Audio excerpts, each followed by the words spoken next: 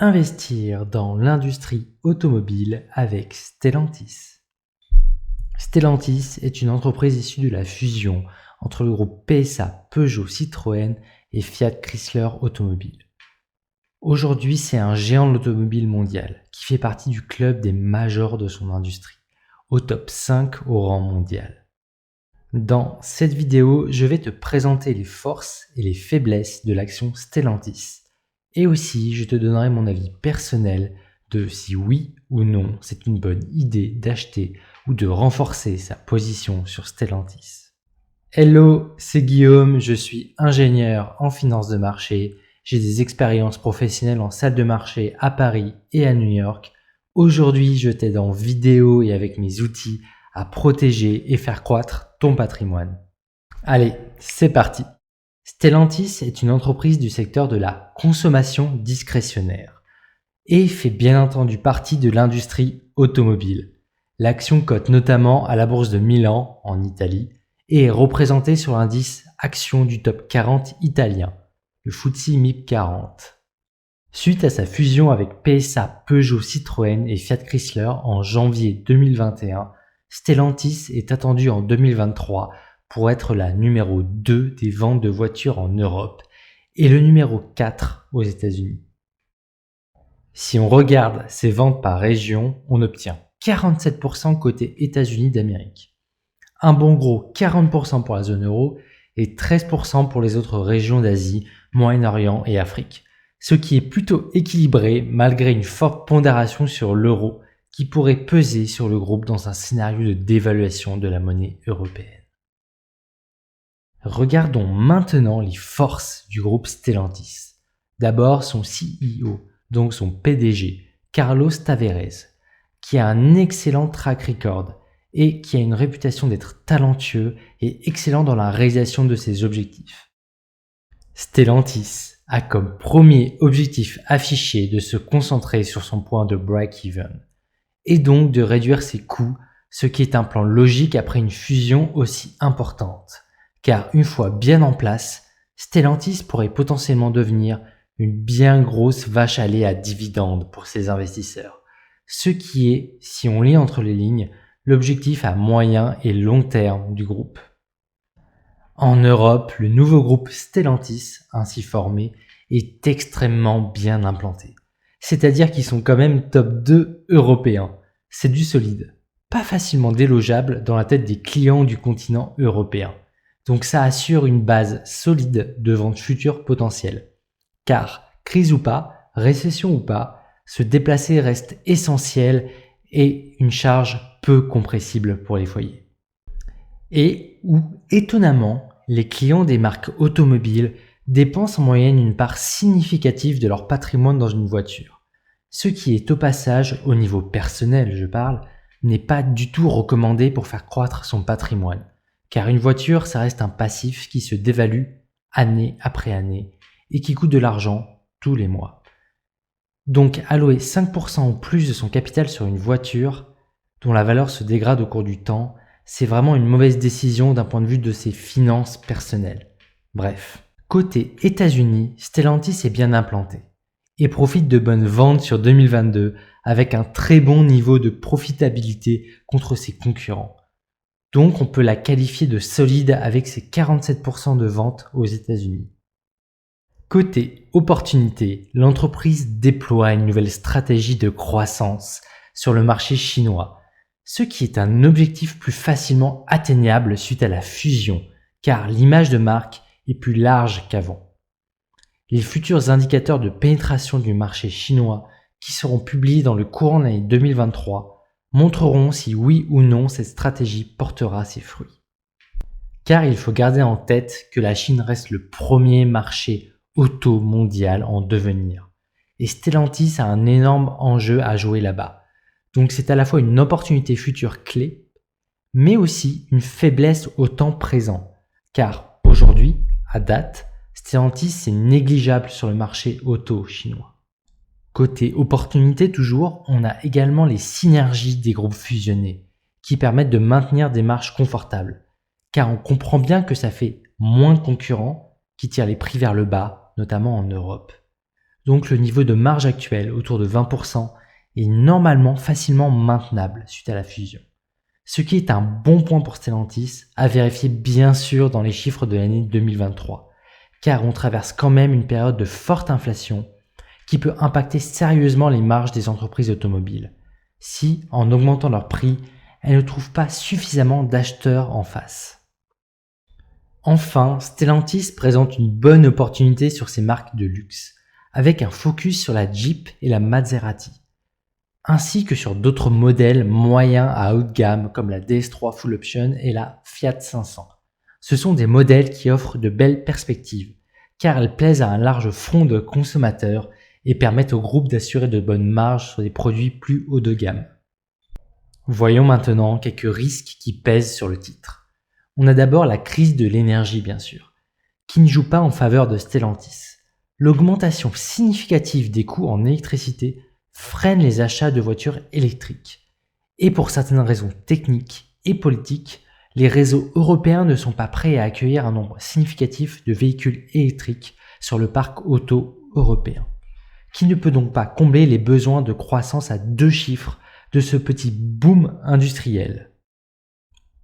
En termes de risques, on a bien sûr aussi les régulations européennes, avec les passes carbone qui coûteront cher aux constructeurs et bien sûr aux clients d'automobiles au bout de la chaîne, ainsi que les politiques de réduction de CO2 qui imposent des investissements très importants et font ainsi peser une menace sur la maintenabilité des marges futures de Stellantis. Également, on a bien sûr une très forte concurrence sur les EV, donc les véhicules électriques, avec par exemple Tesla aux États-Unis, avec ses technologies de pointe en intelligence artificielle notamment. Je ferai peut-être une vidéo sur Tesla courant premier trimestre 2023. Si ça t'intéresse, dis-le moi en commentaire. Tout comme aussi les nouveaux constructeurs automobiles issus du marché chinois, avec des voitures électriques chinoises beaucoup moins chères, qui ont une autonomie similaire par rapport à ses concurrents européens. Cette vague pourrait arriver dans les années 2024 à 2025, dans une Europe affaiblie par l'inflation, avec des prix d'acquisition plus bas, ce qui pourrait impacter très fortement les parts de marché des constructeurs automobiles européens. Allez, un mot ou deux sur la fusion du groupe. On notera que la fusion de l'entreprise est un challenge en termes de management et de gestion des ressources. Et la société, si tu veux, n'est pas encore pleinement Stellantis. Si tu veux, c'est plus un groupe d'entreprises fusionnées à date.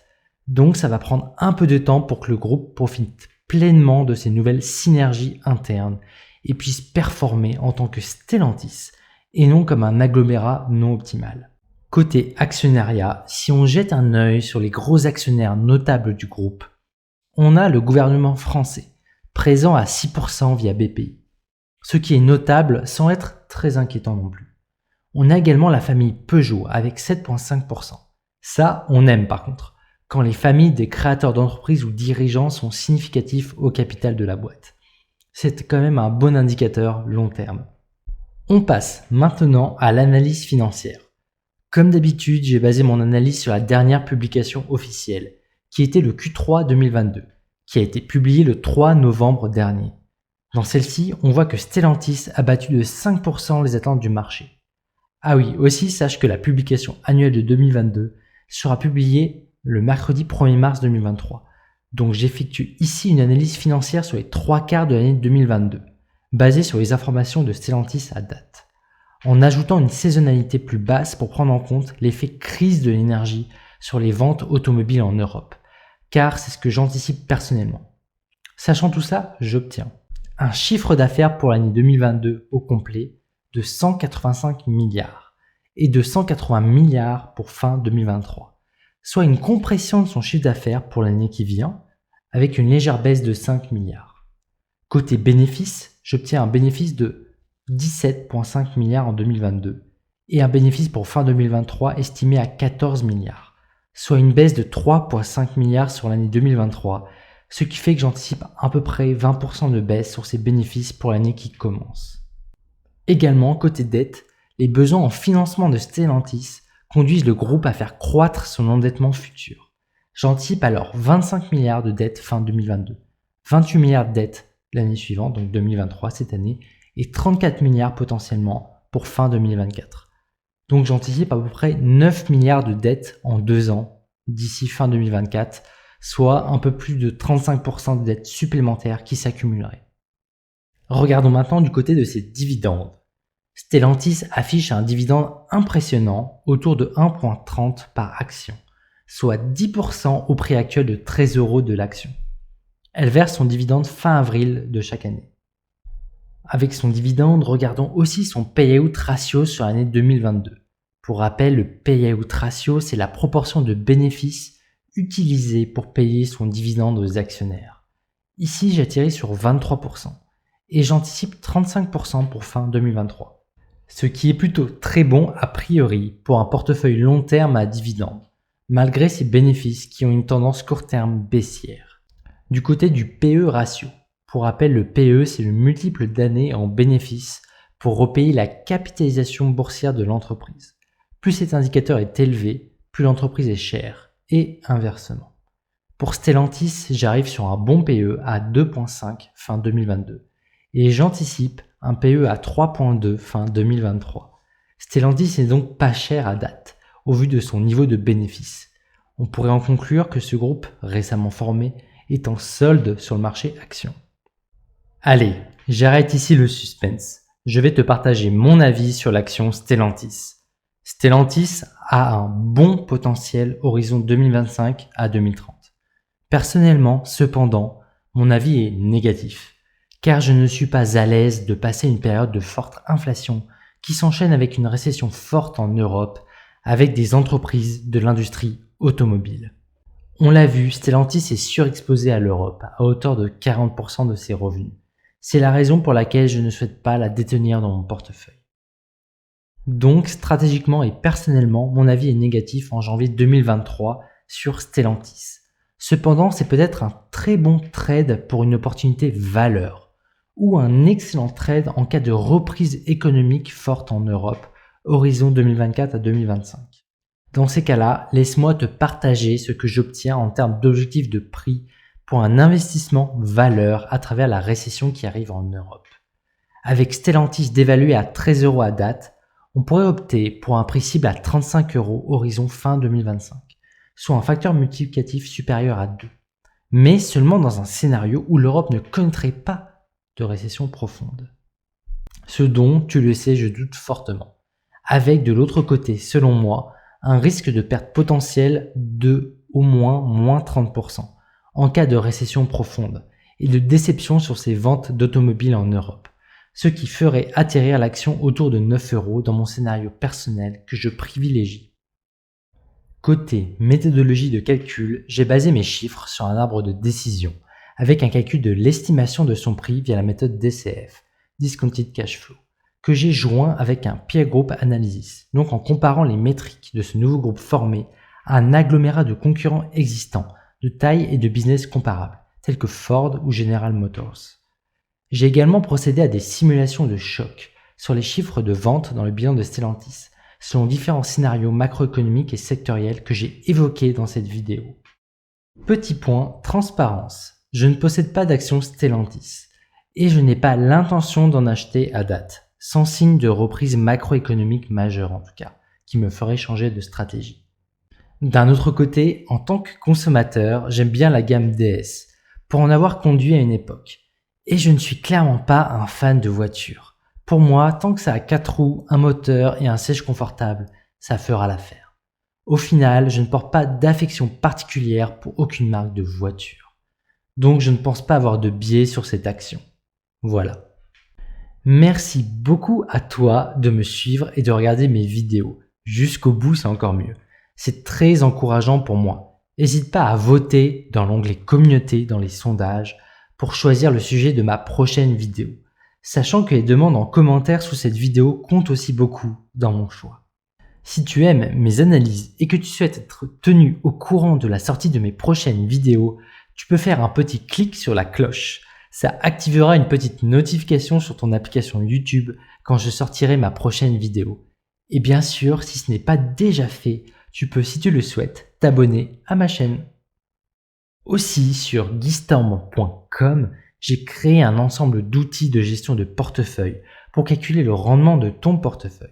Des dividendes moyens versés par tes actions, des outils de calcul de ta réserve de secours ou du montant que tu peux concrètement investir selon ta situation financière. Et bien plus d'autres outils. Je te laisse aller découvrir tout ça sur guystorm.com. Comme d'habitude, ceci est une vidéo publique sur YouTube. Et il n'est pas autorisé en France de faire de conseils en investissement dans ce type de format public. Donc cette vidéo n'est pas un conseil en investissement. J'exprime ici simplement mon avis personnel, appuyé par mon expérience de professionnel d'ingénieur en finance de marché. Voilà. D'ici là, restons pragmatiques. Allez, ciao!